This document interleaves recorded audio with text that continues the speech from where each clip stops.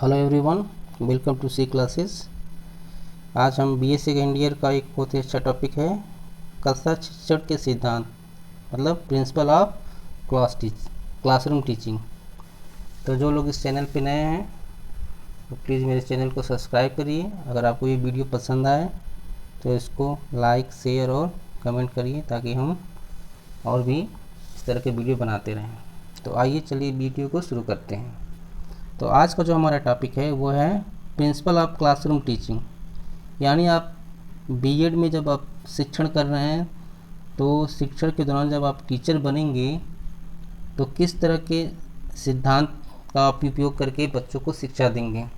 तो इसमें उस तरह के सारे सिद्धांतों के बारे में बताया गया है, कौन कौन से सिद्धांत आप यूज़ करेंगे। तो सिद्धांत का मतलब क्या होता है, कैसे समझे सिद्धांत को। तो आइए चलिए देखते हैं। शिक्षण एक कला है। जिस प्रकार प्रत्येक कला के कुछ सिद्धांत होते हैं उसी प्रकार शिक्षण के भी हैं।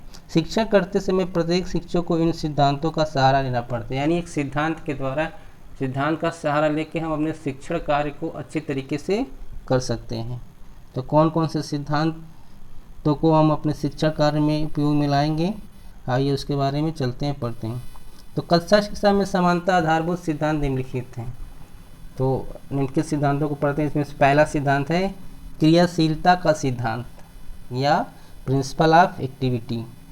इसमें क्या होता है, बालक स्वभाव से क्रियाशील होता है अतः उसे करके सीखने का अवसर देना चाहिए।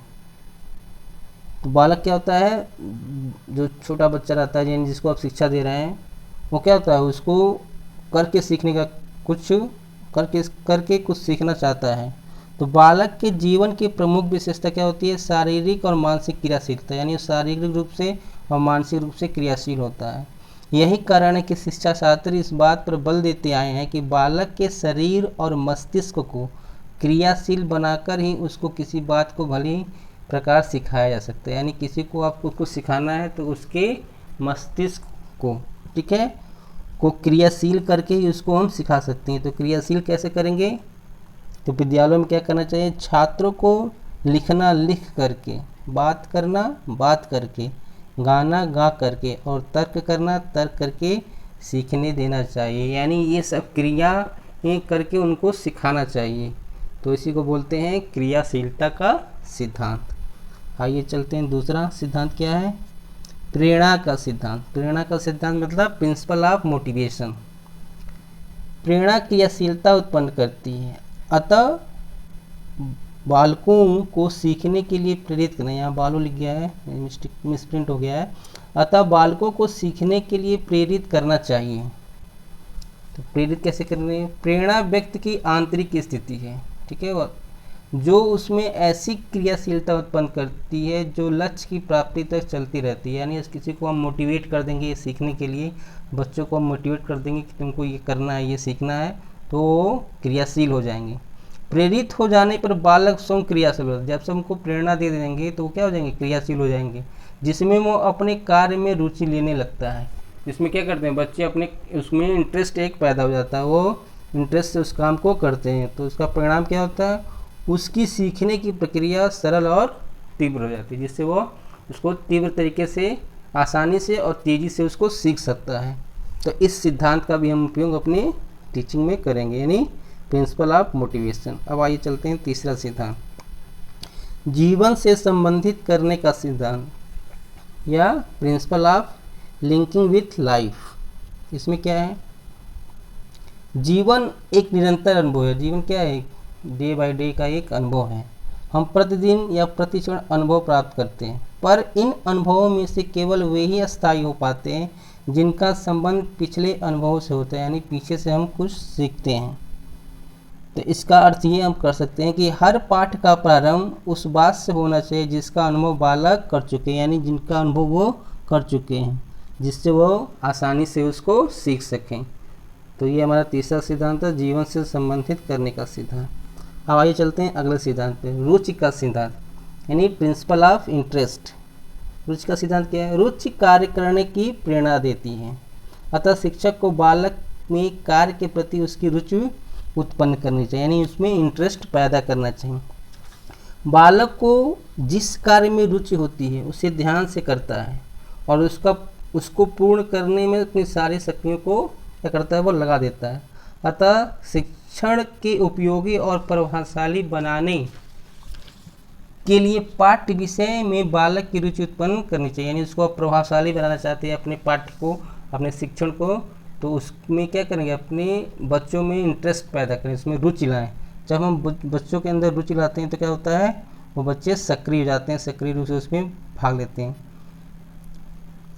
जब तक छात्रों में सक्रिय रुचि न होगी तब तक शिक्षक का सर्वोत्तम कार्य नहीं होगा। जब तक हम बच्चों के अंदर इंटरेस्ट यानी खुद सीखने का इंटरेस्ट पैदा नहीं कर पाएंगे तब तक बच्चे क्या करेंगे, उसमें हमारा जो शिक्षक कार्य है वो हमारी सफलता तक नहीं पहुंच पाएगा। तो इसलिए बच्चों के अंदर इंटरेस्ट पैदा करना भी एक शिक्षण का सिद्धांत है। आइए अगला सिद्धांत देखते हैं, निश्चित उद्देश्य का सिद्धांत, प्रिंसिपल ऑफ डिफिनिट एम।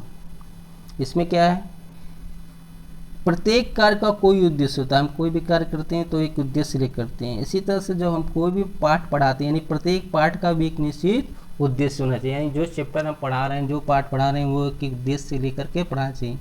यदि शिक्षक को पाठ के उद्देश्य का ज्ञान नहीं है, यानी किस उद्देश्य से इस चैप्टर को पढ़ाया जा रहा है, इससे क्या फ़ायदे होंगे, तो उसे अपने कार्य के में सफलता नहीं मिलती है, यानी वह सफल नहीं हो पाएगा। उद्देश्य का पूर्व और पूर्ण ज्ञान ही उसके शिक्षण को स्पष्ट, रोचक और प्रभावशाली बनाता है। यानी उसको निर्दिष्ट उद्देश्य नहीं प्राप्त रहेगा तो क्या करेगा, अपने जो पाठ्य यानी जो शिक्षण कर रहा है उसको स्पष्ट, रोचक और प्रभावशाली तरीके से शिक्षण नहीं दे सकता है। इसलिए इस सिद्धांत का भी हम शिक्षण में बहुत महत्वपूर्ण योगदान है। आइए चलते हैं हम, अगला है हमारा नियोजन का सिद्धांत, यानी प्रिंसिपल ऑफ प्लानिंग। सफलता का आधार पूर्व नियोजन है। पूर्व नियोजन मतलब पहले से प्लानिंग करके। प्रशिक्षण को सफल बनाने के लिए पाठ्य विषय का पूर्व नियोजन होना चाहिए, यानी उसको पहले से हमको उसकी तैयारी कर लेनी चाहिए। क्या क्या करना चाहिए, कुशल शिक्षण का आधार नियोजन होता है, यानी प्लानिंग होता है। अतः किसी भी पाठ को पढ़ाने से पूर्व शिक्षक को यह निश्चित कर लेना चाहिए कि उसे उसमें क्या पढ़ाना है। यानी कोई भी चैप्टर हम पढ़ा रहे हैं तो उसमें हम देखते हैं चैप्टर में बहुत विस्तृत चीज़ें दी रहती हैं, तो उसमें से हमको ये पहले ही प्लानिंग में बना लेना चाहिए कि हमको उसमें से क्या पढ़ाना है और किस सहायक सामग्री का प्रयोग करना है, और अगर कोई समस्या आती है, संभावित समस्याओं को किस प्रकार से हल करना है। ऐसा न करने से शिक्षण के समय उसके सामने संकटपूर्ण स्थिति आ सकती है। तो इन सब चीज़ों की हम प्लानिंग पहले से अगर कर लें कि क्या पढ़ाना है, कैसे पढ़ाना है, और उसको पढ़ाने में अगर कोई समस्या आती है तो उसको कैसे सुलझाना है, इस सब की प्लानिंग करना है। यानी प्रिंसिपल ऑफ प्लानिंग भी शिक्षण का सिद्धांत का एक महत्वपूर्ण भाग है। अब आइए चलते हैं चयन का सिद्धांत, प्रिंसिपल ऑफ सिलेक्शन।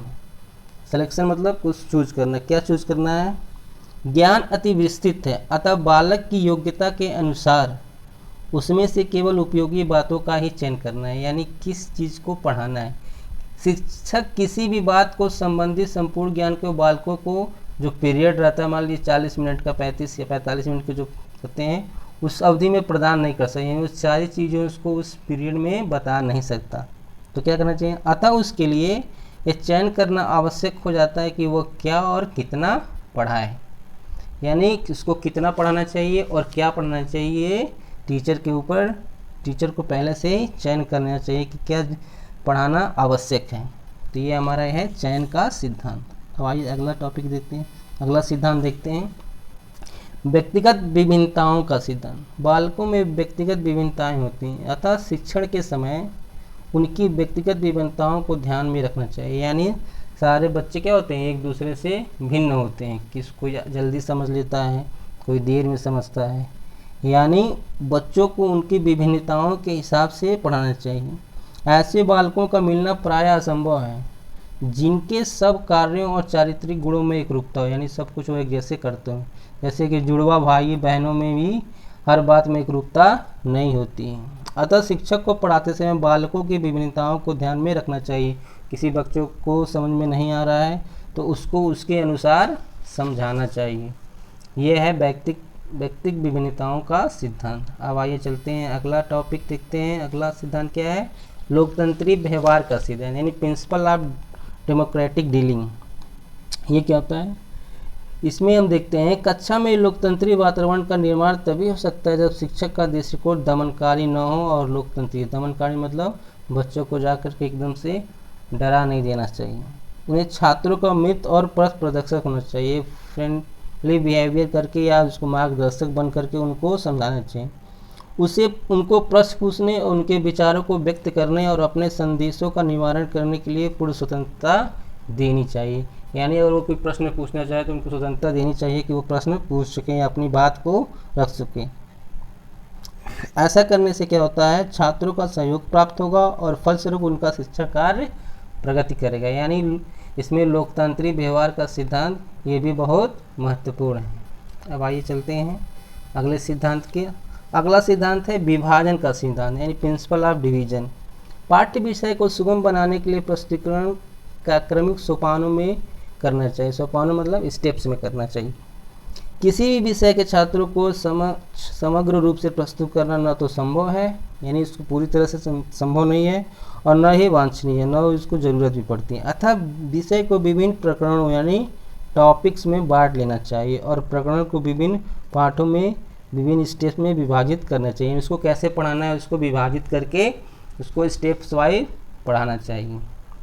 अब ये चलते हैं अगला हमारा जो है आवृत्ति का सिद्धांत, यानी प्रिंसिपल ऑफ रिवीजन। ये भी बहुत आवश्यक है सिद्धांत। इसमें क्या होता है? अर्जित ज्ञान को अस्थायी बनाने के लिए उसे दोहराना चाहिए। यानी जो ज्ञान बच्चों ने अर्जित किया है, यानी जो टीचर ने सिखाया है, तो उसको अस्थायित्व कैसे लाएंगे उसको? जब उनका हम रिवीजन करेंगे, जब उसको दोहराएंगे। तो पाठ्य विषय की बातों को दोहराने से छात्र उसे भली प्रकार समझ जाते हैं। यह बात कठिन पाठ्य विषय के बारे में विशेष रूप से सत्य, यानी जो चैप्टर क्या है थोड़े डिफ़िकल्ट होते हैं, थोड़े कठिन होते हैं, उनको बार बार से क्या करना चाहिए? रिवीजन करना चाहिए। तो छात्र उसे अगर रिवीजन करेंगे तो छात्र उसे भूलेंगे नहीं। और दोहराने की मात्रा यानी कितना दोहराना चाहिए, ये टीचर के ऊपर और विषय के ऊपर भी डिपेंड करता है, यानी चैप्टर के ऊपर भी डिपेंड करता है। तो ये है हमारा प्रिंसिपल ऑफ रिवीजन। तो इस तरह से हमारे कुल 11 सिद्धांत हैं। शिक्षण के हमारे 11 सिद्धांत हैं। जब एक बीएड के छात्र हैं अभी, जब वो टीचर बनेंगे तो इस 11 सिद्धांतों का पालन करके अपना शिक्षण कार्य पूरे करेंगे तो उनको शिक्षण कार्य में सफलता अवश्य मिलेगी।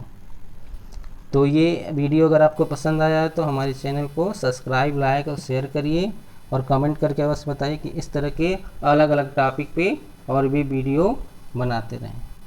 धन्यवाद।